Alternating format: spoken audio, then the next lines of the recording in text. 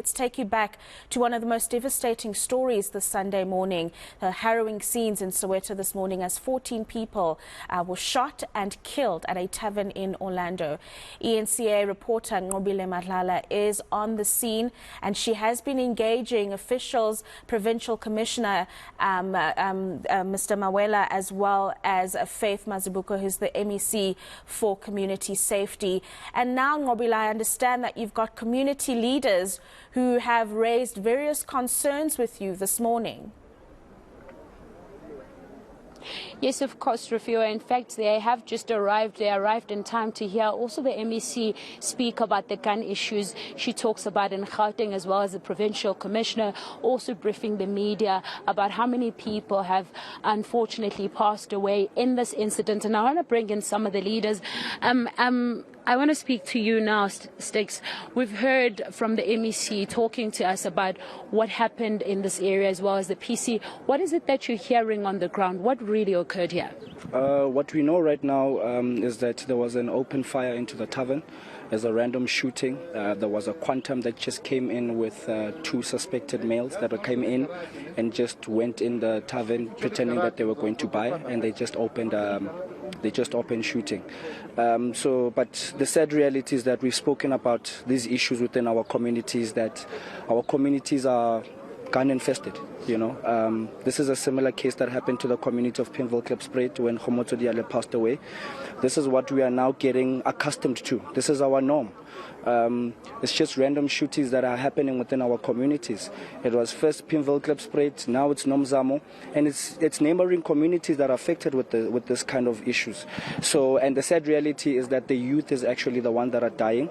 And now it's sad because of when I hear how the MEC speaks and the general speak now, it's as if now the community is the one that is now held accountable for these kind of things. Because when you look at it now, they're telling us that communities must rise and communities must take action. But once we start taking actions, how do we take action when we are not supported? Our security clusters in Soweto are not supported. We've been asking them to strengthen our security clusters within our communities, but unfortunately our government is always reactive instead of being proactive. So unfortunately, this is what you always come to as the news anchor, that every time you come to a community that is bleeding. But unfortunately, I guess it's what we're going to get accustomed to, because all of this is just a dress up. They'll always speak. They come and they tell us that they will handle the situation, but unfortunately, instead of being proactive, they'll always be reactive, and those are the dangers. And it's unfortunate because Nomzamo is next to Tabachabula, where a student was killed. So you can understand that our area right now is infested with high crime rates, and young people are dying. So what are you doing as leaders?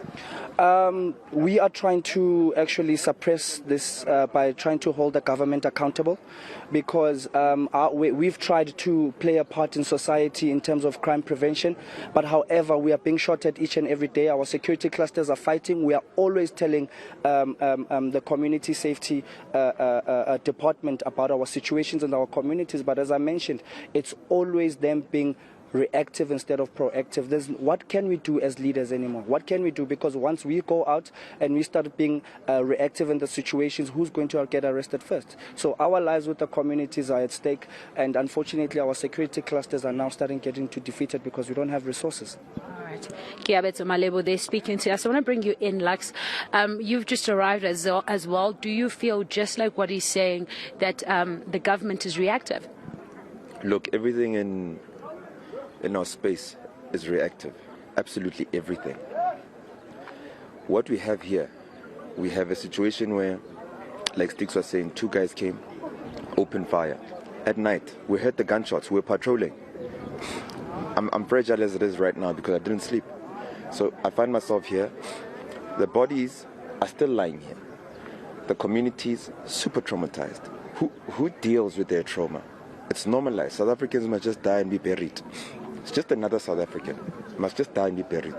You have an incident of a foreigner die. Oh, they get celebrated big time here in South Africa. I'm sure they even get a state funeral. I even heard in the script on the social media that even that Elvis Nyati might not even be his real name. He's also another one that bought an ID. I don't sympathize with nonsense. What's going on here? is big nonsense. Sorry, I'm going to need a tissue. We understand that you're obviously very angry about this, but perhaps just explain to us, why is it that you feel at this point that the government is not taking the people here, in a sense, seriously because of what you're saying? You're saying that it keeps happening, that you have to deal with the community trauma consistently. We are a forgotten nation, you know. We were forgotten yesterday, we are forgotten today. Black people, black communities are just forgotten communities. I must also include the colored communities, very forgotten communities. We've got illegal scrapyards across our communities. We've got bottle stores across the communities where people are dying on a daily basis. This is not the only, it's not an isolated incident. This is normal. This is normal. If you ask the community, they're used to it. They're used to the idea that even this morning in Mirrorlands, we've got 6 guys that are dead. I can just go with the immediate history. There's too many people that are dying. Khomotso Diallo was killed, and in former squatter camp. We've got more guns than we do have people in these places. The enemy is armed, heavily armed. What we need to do in this country, and if they can't do it now, we'll do it in 2024. The first thing we're going to do is we're going to change the police from service back to police force, because we can't entertain this nonsense. Look at our neighboring countries. The police don't even have to carry guns. Their presence is the authority enough to cut the nonsense. Our police get manhandled, get bullied. People find it fit enough to shoot people with AK-47s in front of police stations. They don't care. We really need to start accepting defeat by criminals. And then, only then we can rise from the ashes. Otherwise, we're living a lie. All this is nonsense. It's not happening. It's a big lie.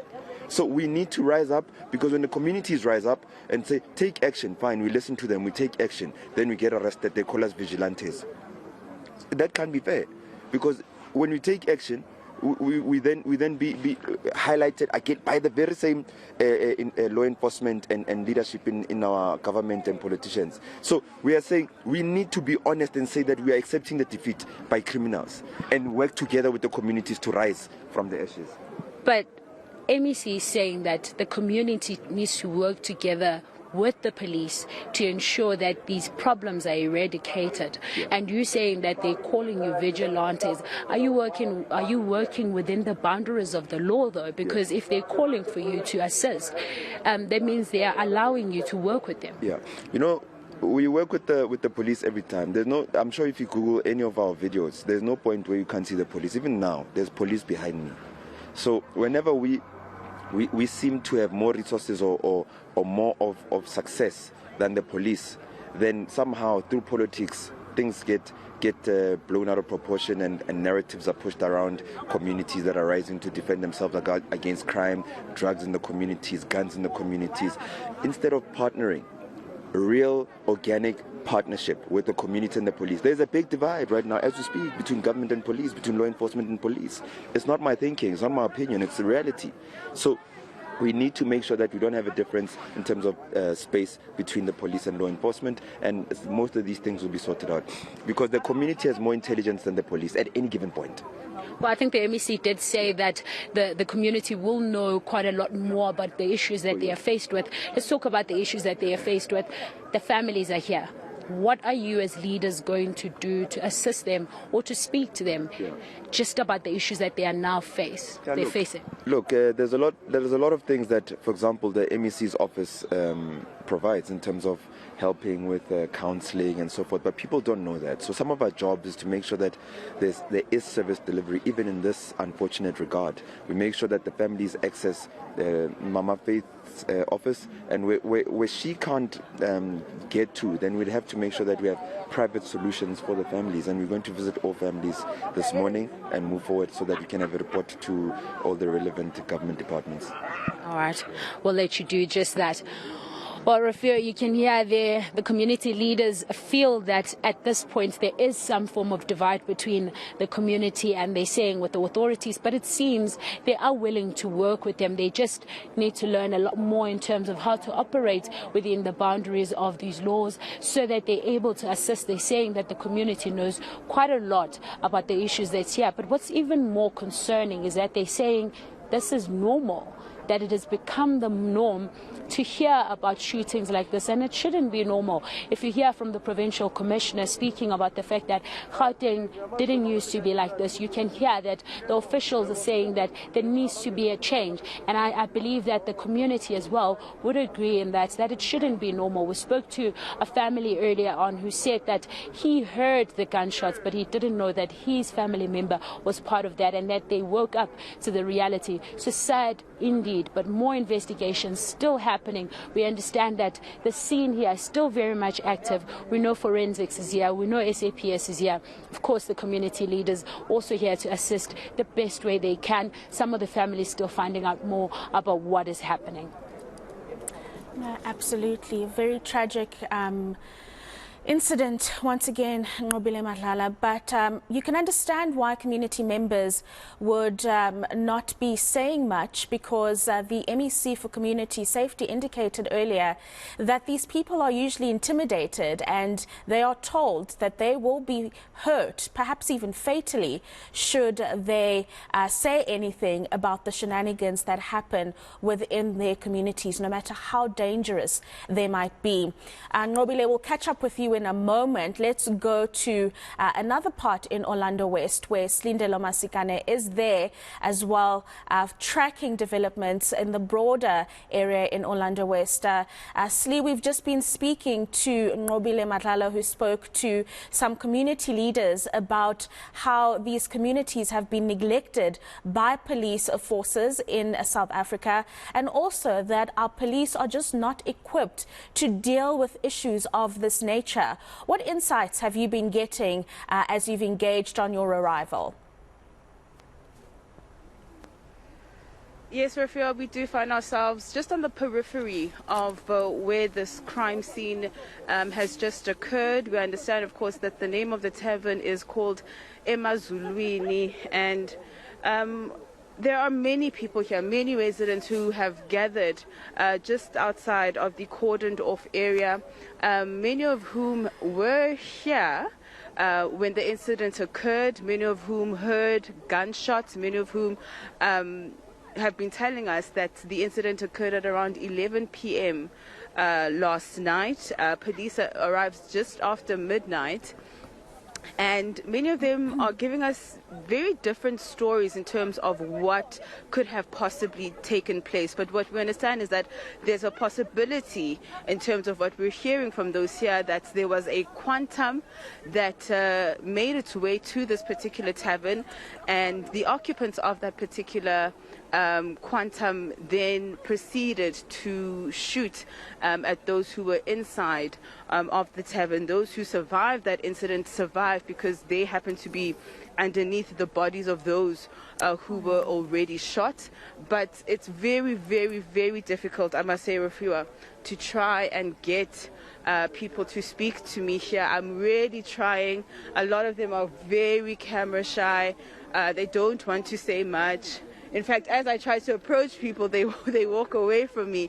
But I think you can imagine the shock in terms of this community and how they're feeling about what's just happened here. Many of them still quite scared to speak out, but I think as the day goes on, we may be able to try and get at least one or two residents to just paint us a picture in terms of what they know. Mama unjani? Ngiyaphila. Bokhona la izolo mhlambe noma uzwile uyahlala khona la kule ndawo le? Angihlali Uzweni ngokuthi kwenzakaleni la? hayi ndiva nje bakuthiwa kubhikilwe abantu khona nto washonile andibabonanga futhi nabo bantu labo I'm sure iyanithusa lento eceda ukwenzakala khona. Iyasithusa kakhulu hayi sithuse kakhulu shame. Ngingathanda mhlawumbe ukubonani emaphoyiseni ngale nkinga le. Singathanda ukubonani Ukuthi abaphoyisa ngayenzani mhlawumbe. Okay baba, awume kancane nje, wena uzwile ngokuthi kwenzakaleni lana baba? Ngukuzwa nje because ngiyafika ngiya emsebenzini mina. Uhlala khona la kule ndawo? Ngihlala la eduzane la emafletini. Bathina abantu mawufika ngokuthi kwenzakaleni la? No, ngifika bekhala ngekhweyos nje ukuthi ushona abantu nje ufika abantu badubulela abantu ethaveni. Ikuzwisa kanjani le ndaba eceda ukwenzakala ngoba awuhlali kude? Yeah, it's scaring me because sihamba khona lana akukho apho sidlula khona ayikho enye indlela esidlula ngaphakathi ukuthi sidlule lapho so ngisevalweni nje kwamanje mina